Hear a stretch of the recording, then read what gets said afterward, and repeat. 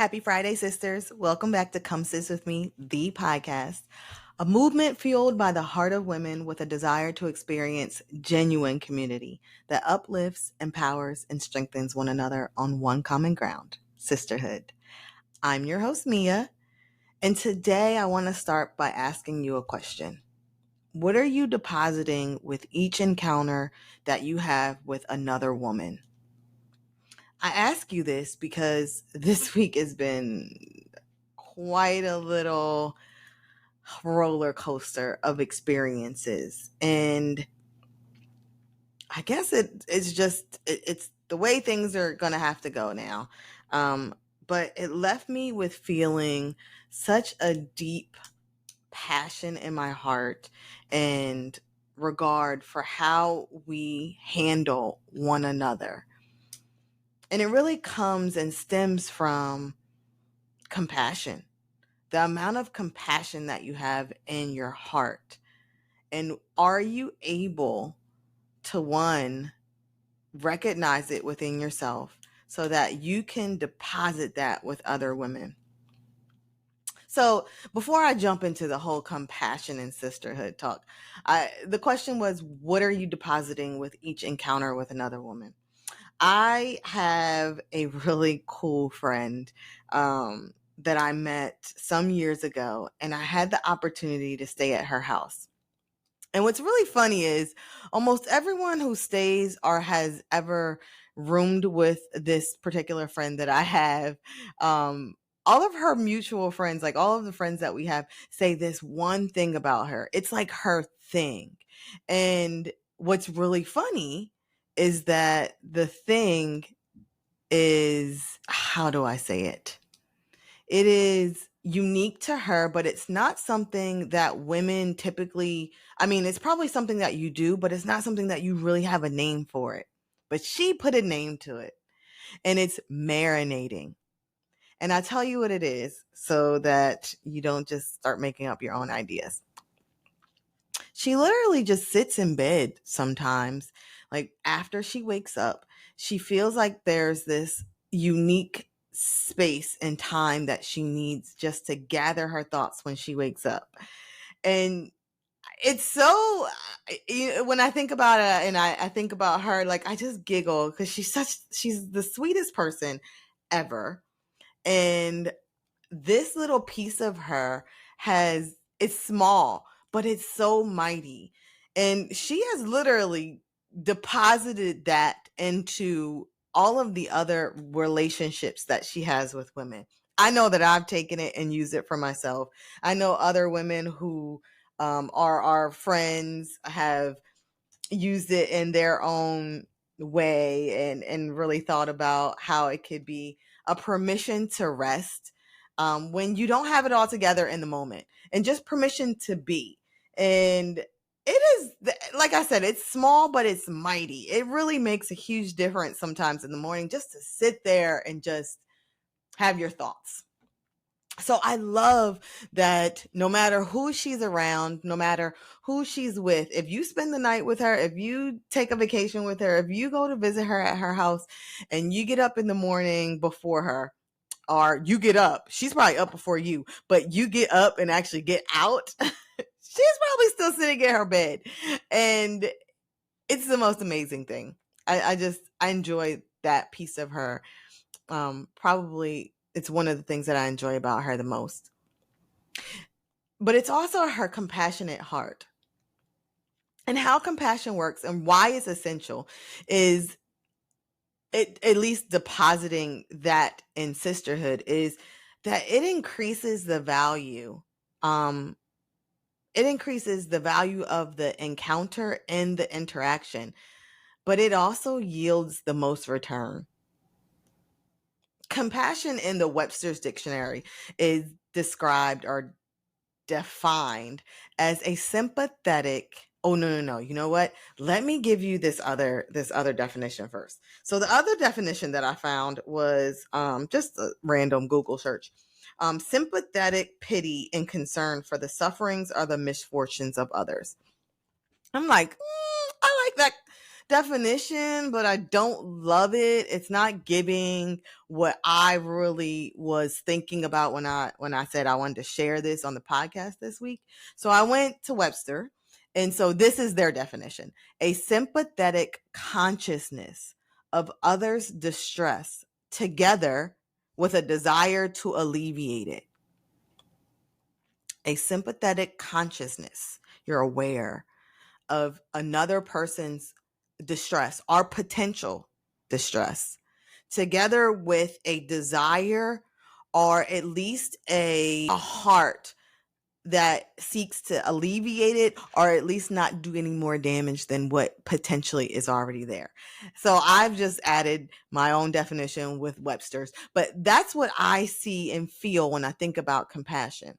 So really quick though, because I think we sometimes get confused with compassion and empathy, and it's not something that is they're not terribly different, but I Googled that too. And this is a part of Webster's dictionary kind of explanation is compassion and empathy both refer to a caring response to someone else's distress, but empathy refers to like an active sharing in the emotional experience of the other person, while compassion adds to that emotional experience, that a desire to alleviate the person's distress. So compassion adds, right? Increases value. And empathy is an active sharing in it. It's like, okay, I'm empathetic to what you're going through. Let me sit in this hole with you. And compassion is like, what can I do to add to this experience? But in my mind, I actually think about what can I do to not make this experience even more detrimental than what you're going through, and how can I help you right now so that your distress is not something that literally breaks the camel's back.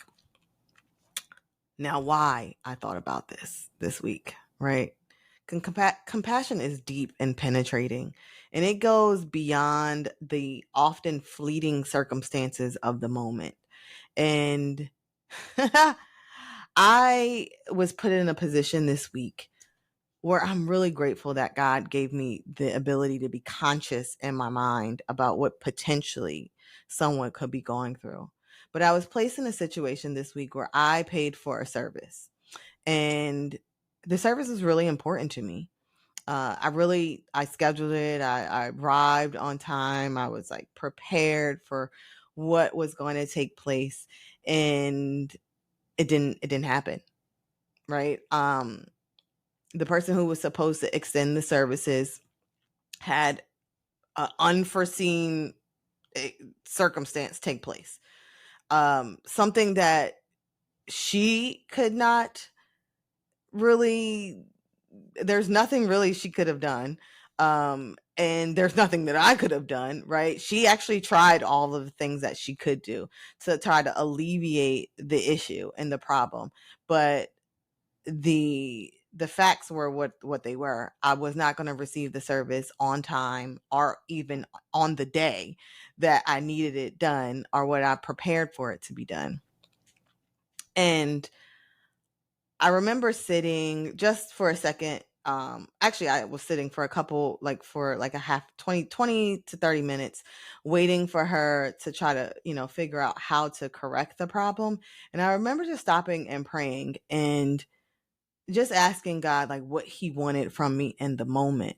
I'm so grateful for that time because I don't know about you guys, but I'm typically not a person who does well with having to reframe or restructure what's going on when I've already like created a path for myself. Once I'm on this road, I'm like, I want to stay on this road. My husband will tell you that if you ask him, like, she's not good with changing direction. If this is what we said the plan is, I like to stick to the plan. But there's no way we could stick to the plan this day. And after I was done praying and she, came back with, the only thing that we can do is reschedule at this point. Instead of, it's something in me recognize something in her, that she was in like this deep distress. You could tell that this has never happened to her before, that she's never been in a situation like this. And one, we've never met in person, right? We've only interacted via, virtually, or internet, not even speaking to one another. So she didn't know how I was going to respond, but I sensed in her this distress. Like, she was, if you could send out bat signals in that moment, she was definitely sending them out. And she was just like, I could see that potentially, depending on my response, right? The compassionate one or the uncompassionate one, that would have been what completely broke her in that moment.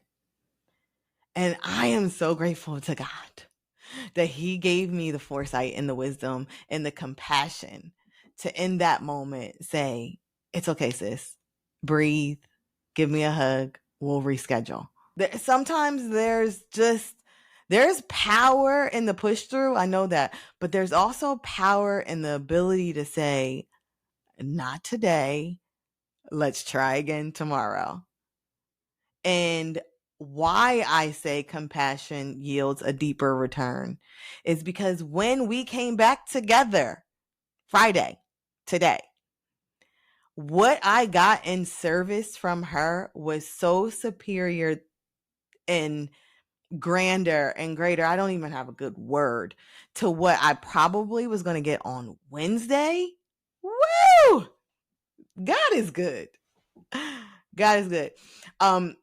But why I thought it was really important to share with you guys today is because sometimes we get so anchored. We anchor our soul so deeply in the things of this world and the things that we have planned right in front of us that are fleeting in nature, right? Because really, if you go back, you're like, that probably is not going to last that long, not that important in the moment. In the moment, it's the most important thing. But it's really a worldly treasure that's going to die anyway one day. That we should be so much more worried about the impact that we have on the women who we encounter. The impact that the pure essence of your spirit should be exuding in sisterhood. And the number one thing, maybe not the number one thing, but close, if not the number one thing, that we should be depositing in every single transaction with any woman that we come in contact with is compassion. Now, I'm not asking you to go and like alleviate every sister's financial, physical, emotional, mental need in the moment, but I am asking for the part of the definition of compassion, which is that sympathetic consciousness of someone else's distress with a desire to alleviate. It doesn't say you actually act and alleviate. Remember, that's empathy. Compassion is just adding to it or not adding to it. Right? It's a desire to, if I have it to give, sis, I got you. I'm going to help you through this. I'm not going to create any more distress for you because I see that you're already going through something.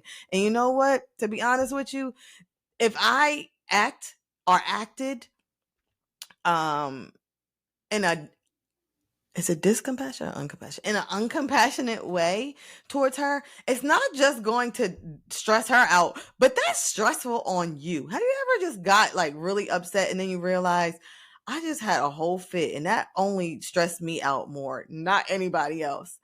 Be aware of that. Be conscious of that. It's a thing. It's not just something that happens. It is something. A lot of times we bring on our own stress. You ever heard of self-induced stress? It's reality. It is in the psychology books that I've studied, read, and had to take tests and write many of papers on. Okay? It's not good English, but you know what I'm talking about. So I don't want you to anchor your soul in things that are fleeting and not in the actual impacting of people, impacting of women, impacting of sisters that you're going to come around, right? And what I recognized because compassion is not just like, it's not just for them. It is also for you. What having a compassionate spirit allows you to do almost seamlessly is pivot. So I talked about pivot. I shared it on Instagram this week because that was in the moment. That's what happened. But even a couple of days before, I shared a picture of my husband and I. We went to this really cute farm up in, uh, I think it's Plymouth Meeting in PA. And I'm really excited because you get to pick flowers there all on your own. You get to cut them and put them in the thing. And they're like $6 for like 100 stems. It was really cheap. So I was really excited. And it's just a beautiful place to take pictures. So I was like, oh, we're going to get good pictures. I'm going to have a basket full of flowers. I start picking flowers and I turn around because I'm so excited about the flowers that I picked to show him so he could take a picture. And all the flowers that I just picked and plucked and cut and put in the basket are gone. Where did the flowers go, sis? Where are the flowers? They're all on, I don't even know. They just fell out somewhere. And he takes a picture and it like captures the essence of like what I felt in the moment, which was, where the heck are my flowers? Right?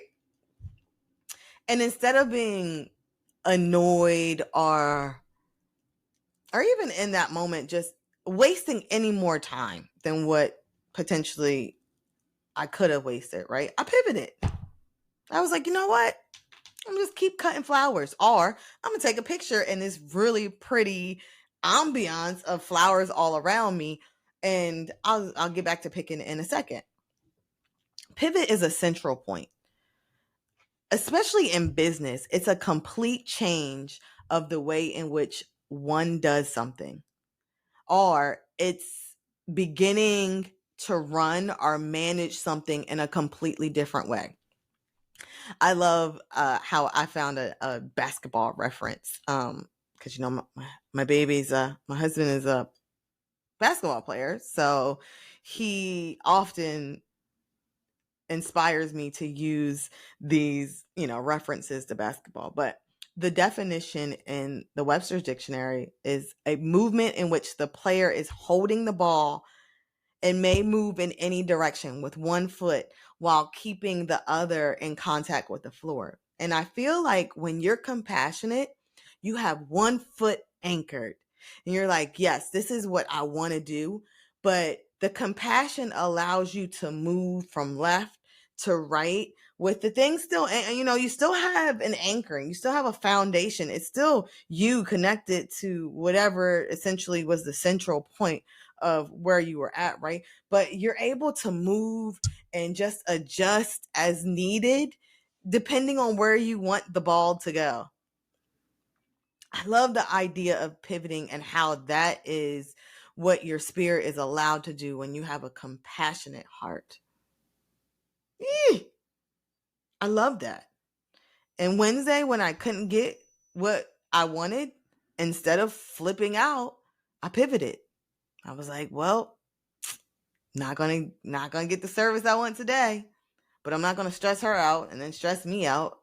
I'm gonna pivot. I'm still get what I want. I'm gonna still be able to go where I want, right? It's just gonna be in a different direction. It may look a different way. The path that I have to take may not be the one that I originally designed, right? But it's okay. I can run or manage it in a different way. So that's what I wanted to share with you today. That's what I wanted your heart to hear. My heart. It's been a crazy week, but I love Fridays and I love being able to share these things with you. But hey, sisters, okay. If you listen to me on Spotify, please leave me a voicemail using the feature in the episode notes. And if you are on any other format like Apple or Amazon, do you even know that you can listen to podcasts on Amazon? I had no idea, but you can. So if you do use that format, send me an email or DM me on IG. I want to hear from you.